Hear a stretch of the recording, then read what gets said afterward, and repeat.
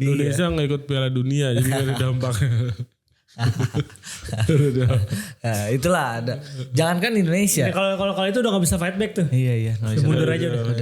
Itu udah jelas, itu melibatkan lebih banyak negara sehingga akhirnya mau nggak mau Piala Dunia dibatalkan.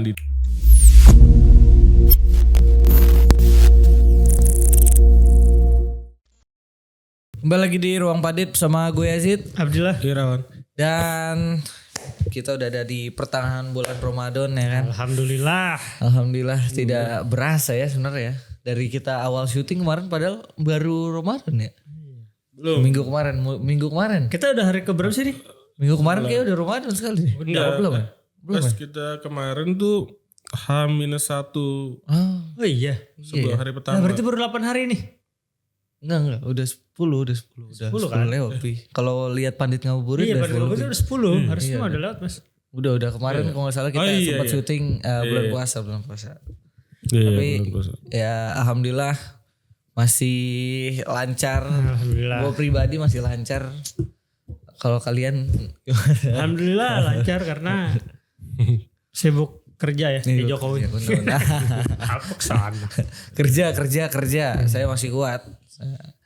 Tapi memang yang lolos tuh paling sahur aja sih. Ada beberapa orang yang Gue lolos. pikir lolos batal ya.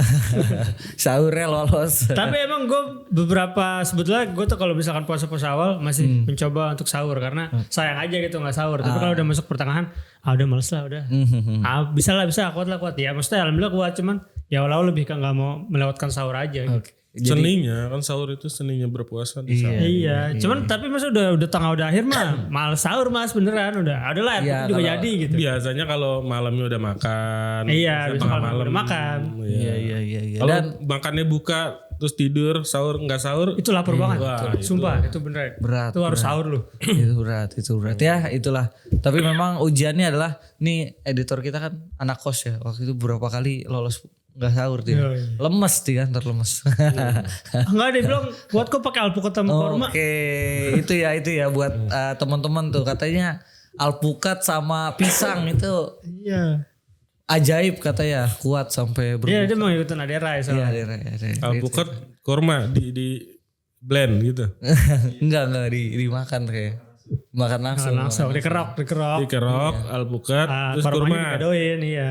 Alpukat, kurma gitu. Iya, atau enggak pisang. Oh, Iya, soalnya kan pisang, ya. korma juga sebenarnya bagus, cuman ya itulah. Tapi ngomong-ngomong bulan Ramadan kayak gini, kayaknya lagi adem-adem gitu ya orang-orang Indonesia, maksudnya umat Islam juga lagi adem, lagi fokus beribadah, ya kan.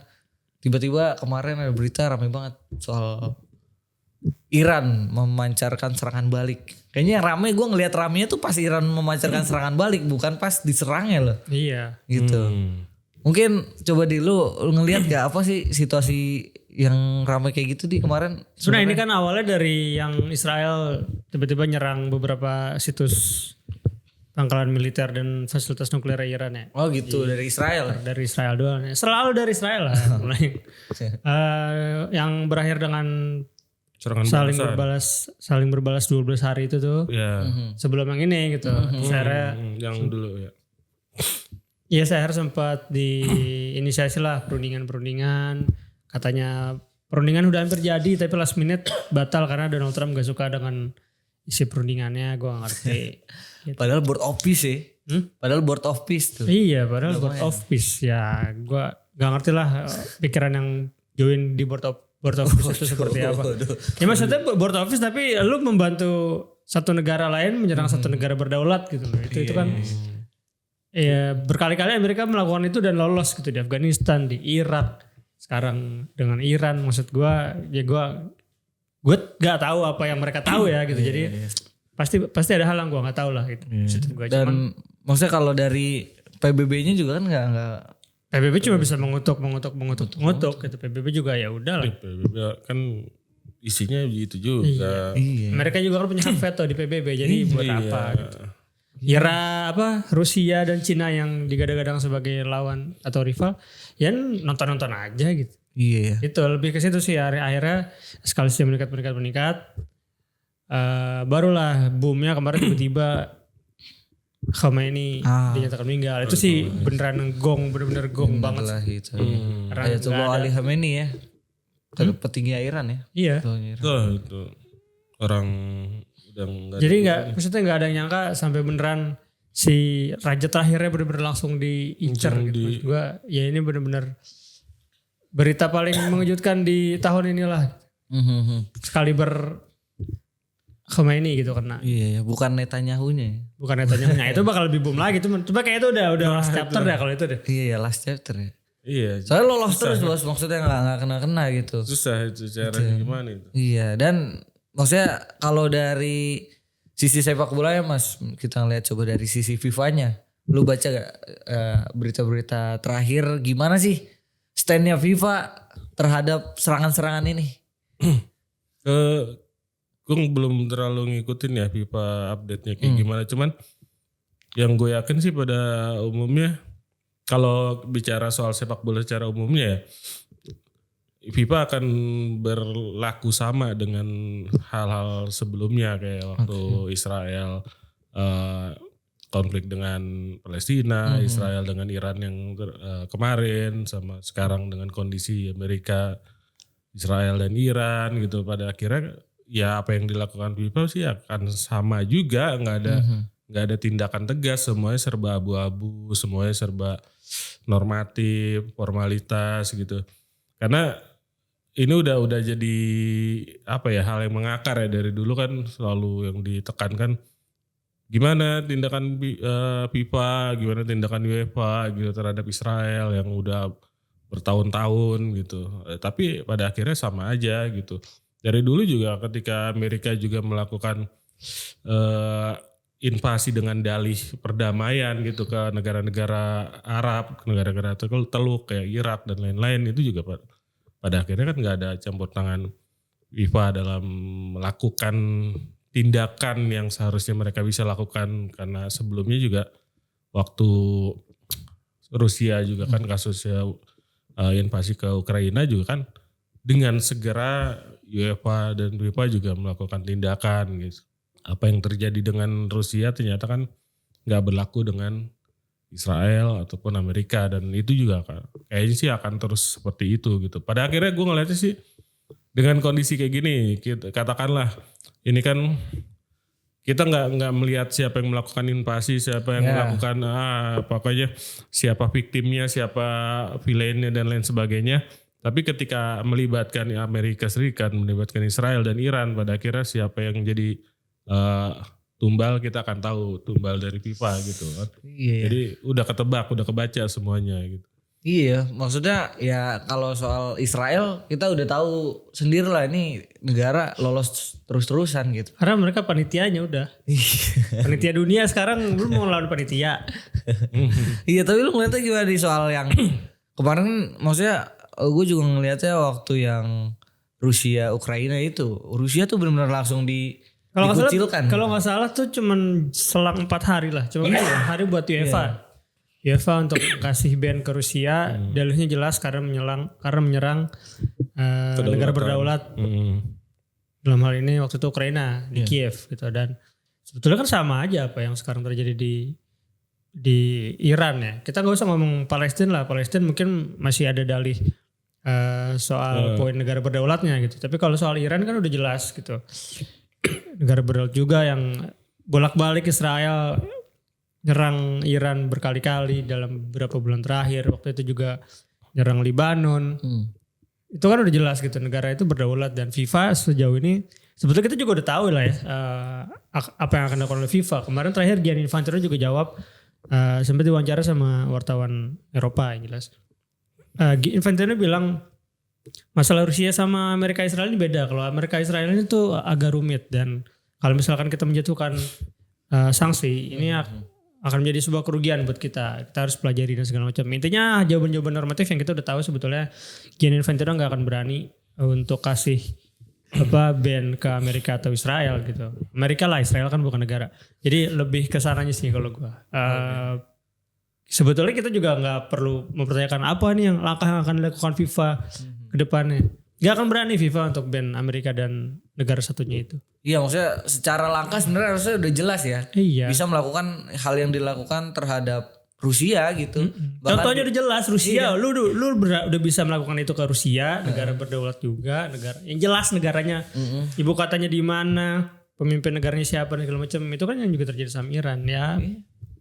itulah maksudnya ya udah jelas gitu. Bahkan itu butuh ya cepet banget lah, maksudnya nggak ada seminggu tiba-tiba di pertandingan sepak bola udah ada Stand with menghentikan Ukraine, ciptanya, stand with iya. Ukraine. 1 minute silence-nya, terus ada kampanyenya. Mikolenko beberapa kali nangis. Oh, Banyak nangis ya daripada mainnya. Zinchenko. Jenko itu yang cengeng. Iya, itu maksudnya. Dan ya itulah udah kelihatan lah sebenarnya, maksudnya kita juga udah nggak aneh, cuman yang bisa dilakukan media kan cuman kayak mempertanyakan lagi-lagi mempertanyakan mengutuk Yang nangis Zinchenko ya. Mikolenko cuma disorot doang. Iya, Zinchenko nangis Jenko terus kan yang nangis terus. di Piers Morgan kalau nggak salah wawancara ya kan, sampai dia nangis terus sampai dia mengutuk gitu semua. Pokoknya saya berharap semua pemain-pemain asal Rusia dilarang main-main. Siapa lu gitu kan? Ini pemain juga nyari nafkah, mereka nggak ada urusannya sama konflik. Iya itu maksudnya. Gitu. Dan ya bahkan kan dikeluarkan dari waktu itu Rusia kalau gua nggak salah lagi di playoff Pildun gitu, terus langsung dikeluarin aja begitu aja karena kan waktu itu mau Pildun kan 2022 kan.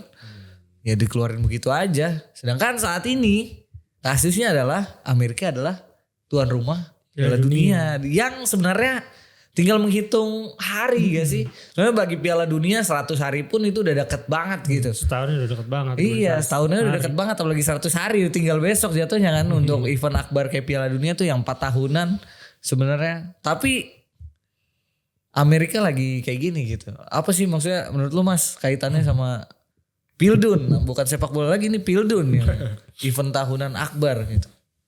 Kalau menurut gue ya dengan kondisi kayak gini Piala Dunia udah di depan mata, terus sikap FIFA juga kita udah ngebaca gitu kan apa yang bakal dilakukan selanjutnya juga.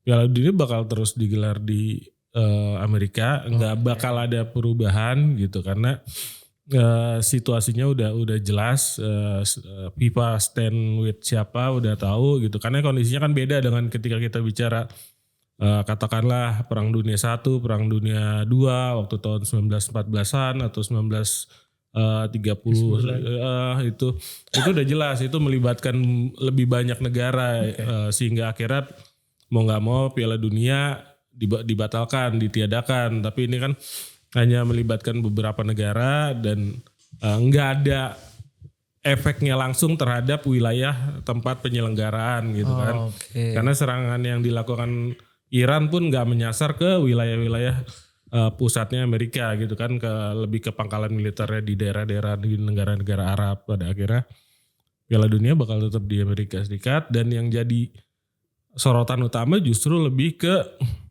bagaimana nasib Iran gitu kan. Walaupun Iran melakukan serangan balasan dan dalih bla bla bla, sebenarnya FIFA bisa aja melakukan tindakan, tapi kondisinya nggak mungkin gitu karena ketika FIFA melakukan hukuman, misalnya memberi hukuman ke Iran gitu kan, berarti kan standar gandanya sangat terlihat jelas.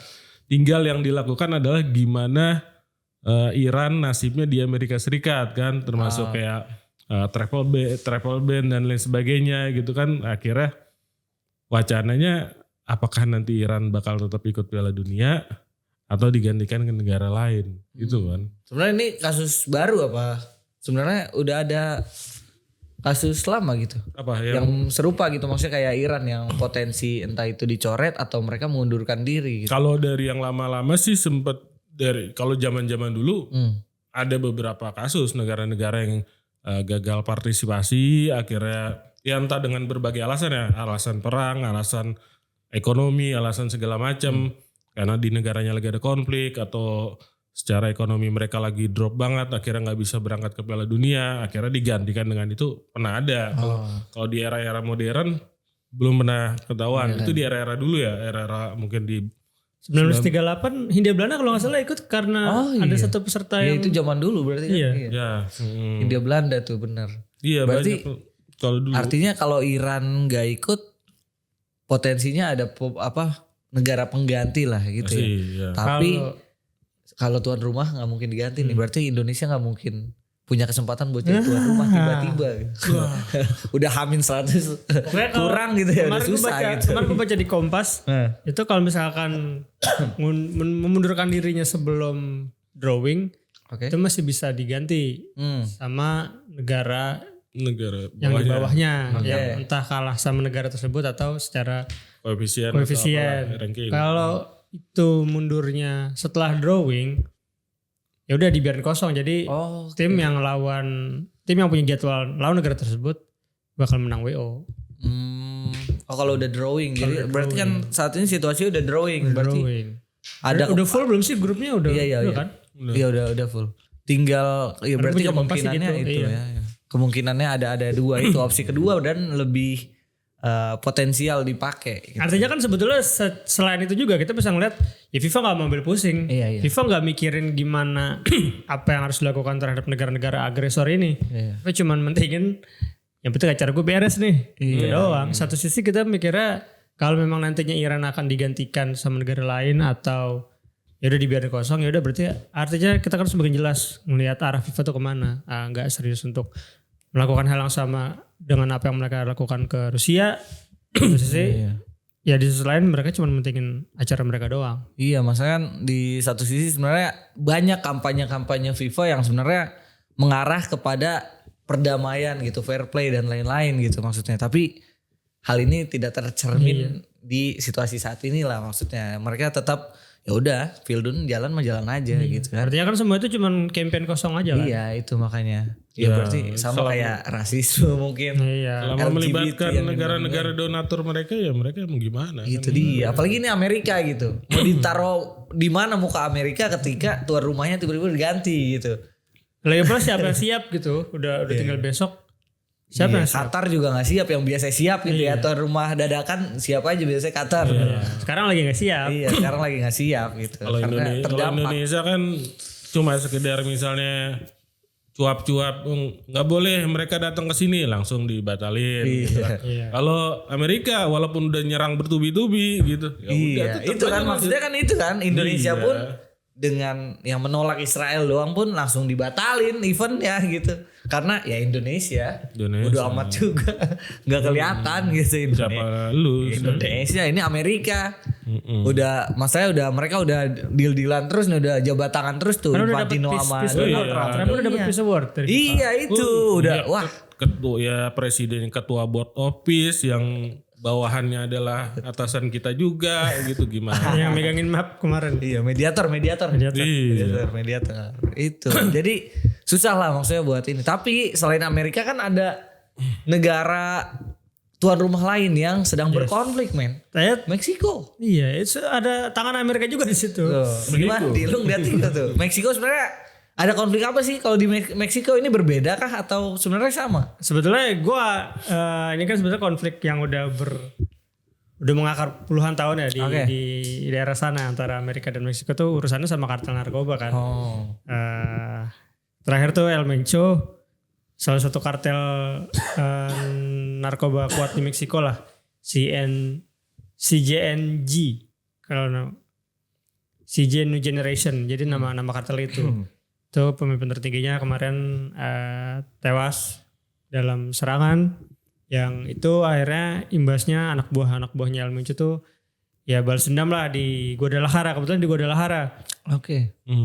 Salah satu kota tuan rumah juga yang akhirnya ya bikin kacau kota, ya bis-bis dibakarin, fasilitas dibakar-bakarin segala macem, yang akhirnya yang timbullah concern aman kan nih Guadalajara buat Piala Dunia gitu. Tapi kan setelah itu wali kotanya udah make sure, udah menjamin situasi aman terkendali, Piala Dunia jalan terus, koordinasi sama FIFA juga tetap dijalanin.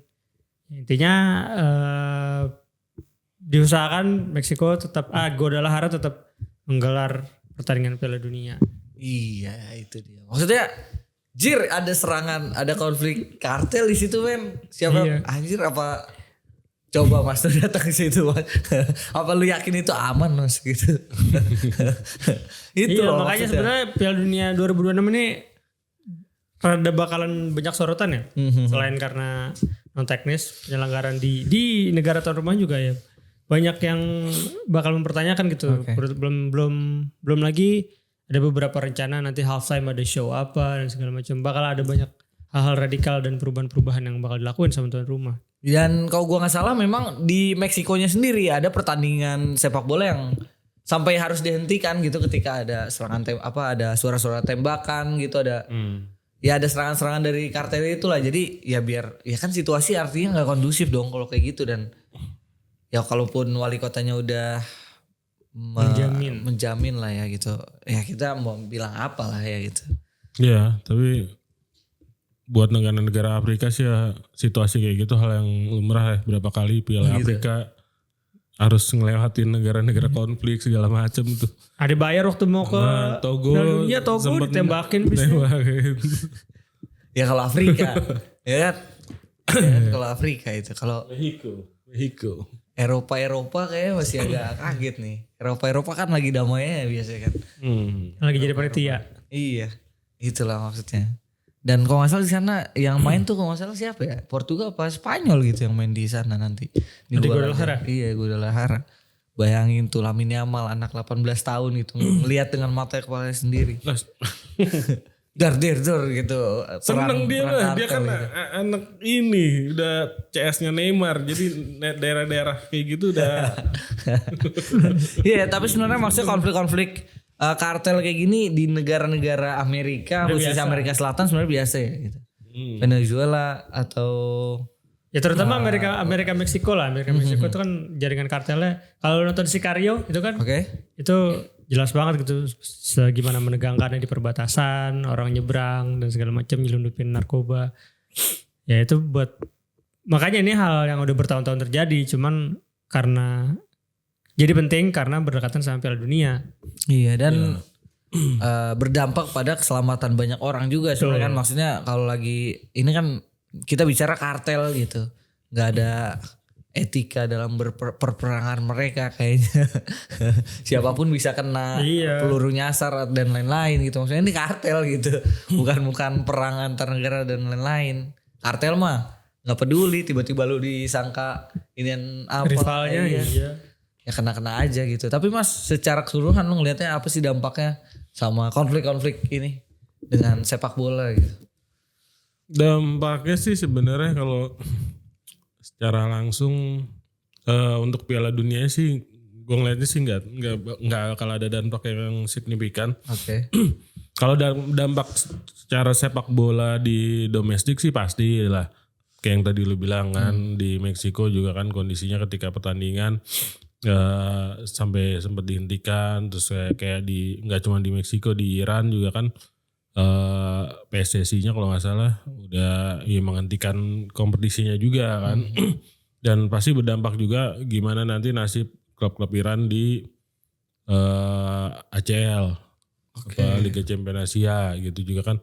Karena kan situasinya tuh emang sangat nggak ideal gitu. Kayak beberapa kali juga kan ketika ada katakanlah negara-negara mana datang ke Iran itu kan dengan kondisi seperti itu kan pasti jadi concern juga gitu kan. Dan sekarang juga kalau ngelihat di situasi-situasi seperti itu pasti dampaknya sih akan kerasa, tapi lebih ke gimana sepak bola di domestiknya. Tapi kalau untuk Piala Dunia gue ngerasa sih nggak akan terlalu ada dampak signifikan, termasuk di Meksiko kayak yang tadi lo bilang. Gimana situasi kartel di sana, apakah akan berdampak terhadap beberapa peserta Piala Dunia? Sepertinya enggak gitu, karena ini penyelenggaraan akbar yang pada akhirnya pasti secara tingkat keamanan juga akan ditingkatkan gitu kan. Terus dari FIFA, dari otoritas di Meksikonya maupun di 3 negaranya juga pasti akan lebih memperketat lah secara keamanan. Gue kan nggak akan ada yang signifikan sih. Berarti sama Indonesia pun nggak ada dampaknya. Sama Indonesia nggak ikut Piala Dunia jadi nggak ada dampaknya. Nah, itulah ada. Jangankan Indonesia. Kalau itu udah nggak bisa fight back tuh. Iya. Mundur aja udah. Tiba-tiba ini udah nggak fight back kita. Kita yang sosokan ikut-ikutan.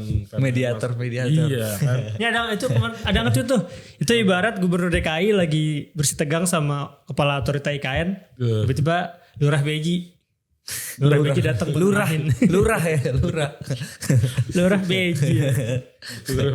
Itulah maksudnya jangan bilang jangankan Indonesia gitu. Ini King MU aja nggak berdampak nih, tetap menang-menang aja gitu kan, nggak ada dampak kayak gitu.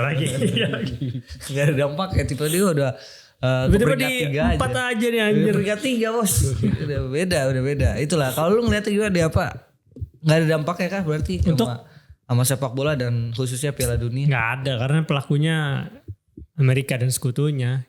Kalau pelakunya lawan politik Amerika udah jelas pasti berdampak pada penyelenggaran ya. Kalau sekarang ya kita bisa lihat aja lah dari tindakan FIFA untuk mengantisipasi mundurnya Iran kan cuman opsinya 2. Cuma ganti atau kasih WO sama yang kebetulan lagi lawan Iran gitu.